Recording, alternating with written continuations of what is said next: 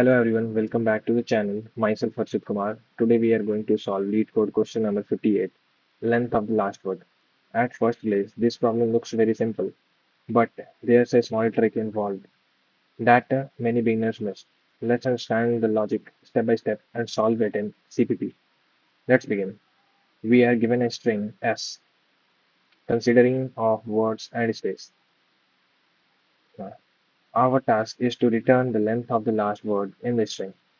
A word is defined as a sequence of characters separated by space. Let's understand with the first example, hello world. The last word is world. The length is 5, so the answer is 5. So let's take one another example. Fly me to the moon. Notice that there are extra spaces at the beginning and the end. The last word is moon, so its length is 4. So the answer would be 4.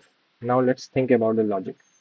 When we will observe, we will see that instead of splitting the strings into multiple words, what if we simply start from the end of the string? First, skip all the spaces at the end. Once we reach a character, start counting until we encounter a space again.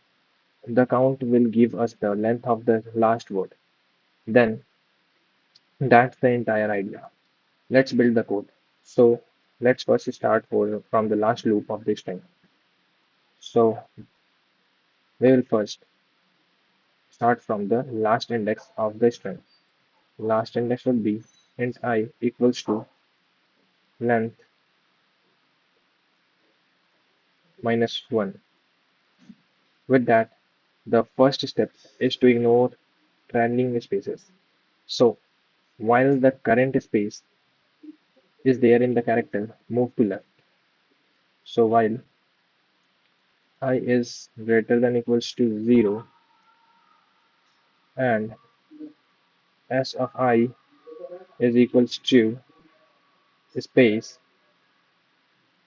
we will do a decrement in I. Now we have to reach the last word. Let's create a variable to count its length.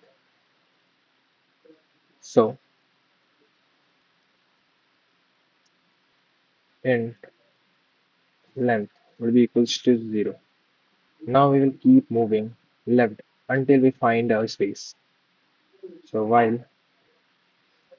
I greater than equals to 0 and s of I is not equals to space, we will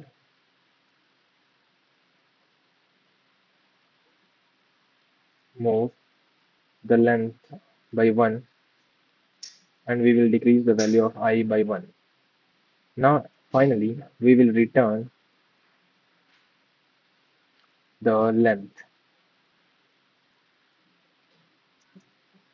Now let's submit the code and see whether it is correct or not. So here's a small mistake. Just a second. Now I think the code is correct.